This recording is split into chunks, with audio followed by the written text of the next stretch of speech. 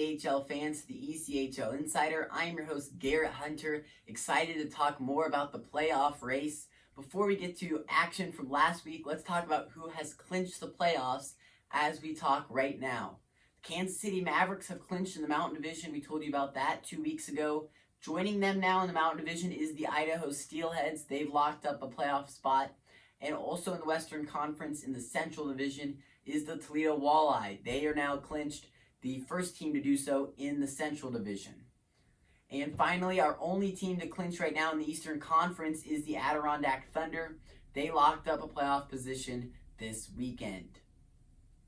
Let's get you to action from last week's games. A lot of thrillers. We'll start off with Wednesday's matchup between the Kalamazoo Wings and Fort Wayne Komets. We talked about this last week. The Komets pulled out the big win, 4-3 over the Wings.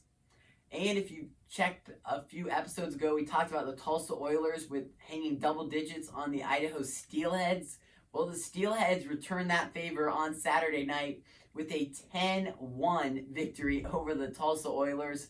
That one was at home. The goal horn going off 10 times. Maybe some fans coming out of that game with some hearing loss or something. That was what an atmosphere in Boise with 10 goals from that powerful Steelheads offense. Also, the Norfolk Admirals pulled out 2 upset victories over the Adirondack Thunder with a 6-2 and 4-1 win. 2 big wins over the Adirondack Thunder for Norfolk. My personal prediction, I think we're going to see a Norfolk versus Adirondack North Division Championship Series in the playoffs. So maybe a preview. Definitely 2 big wins, though, for the Admirals if that is a playoff series coming up in the future. Well, let's get you now to the top 5 games of the week. Why not start off in the North Division, the closest division right now in the ECHL, with the Maine Mariners and Trois-Rivières Lions doing battle Friday and Saturday. Trois-Rivières just 1 point back of 4th place Maine right now. Maine holding on to that 4th place position, though, but if they lose both of these games, Trois-Rivières could be in 4th place. So definitely very important games for both teams. They know where they stand in the playoffs, and with only a few games left, definitely 2 big matchups, especially for the Lions. Well, at number 4, we'll go to the South Division now between the South Carolina Stingrays and Greenville Swamp Rabbits. Also Friday and Saturday. This rivalry has produced some of the best matchups of the season with a blowout win for the Stingrays, but also a buzzer beater win for the Swamp Rabbits. So really excited to see what this rivalry will bring us with playoff implications on the line. South Carolina right now tied for 3rd place in the South. Greenville still trying to lock up 1st place in the South Division as well. And at number 3 is the Jacksonville Icemen traveling to the Florida Everblades in Estero Friday night.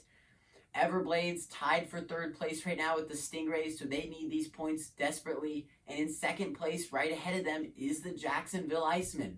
So how will Jacksonville handle this? They know they're only a few points ahead of the Everblades, and they're going into a tough road environment, probably a sellout crowd expected in Estero Friday night. This will definitely be a big test, I think, for the Icemen. On the road against a motivated Florida team, this should be a big test, and we'll see if Jacksonville will be up for it and if they can pull off the victory.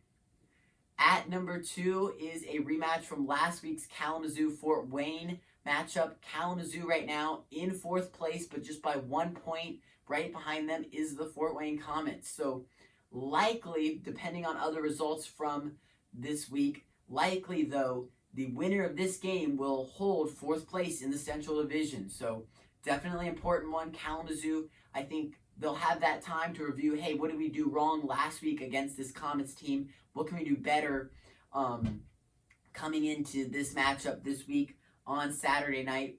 With just 1 point separating these 2 teams, it's a very critical matchup in the Central Division.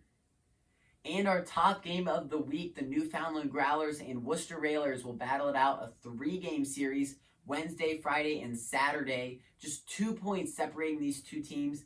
Newfoundland in 3rd place, Worcester tied for 5th place, but just 2 points separating these teams. And with 6 points up for grabs, definitely important. See who comes out with the 2 out of 3 or maybe a 3-game sweep in this series. And also when it's this close, we got to worry about overtime. If you lose in overtime, if you lose in a shootout, you get 1 point. If you win, you get 2 points. So that will definitely play a part. You know, it's better to lose in overtime than it is to lose in regulation. We'll see if that plays a factor this week. Maybe if teams get a little conservative, if it's tied because they want to at least get that 1 point. Definitely something to consider, especially if you're the Worcester Railers. You're 2 points back. You want to at least get 1 point in every game. So definitely something to watch out for in this critical North Division battle.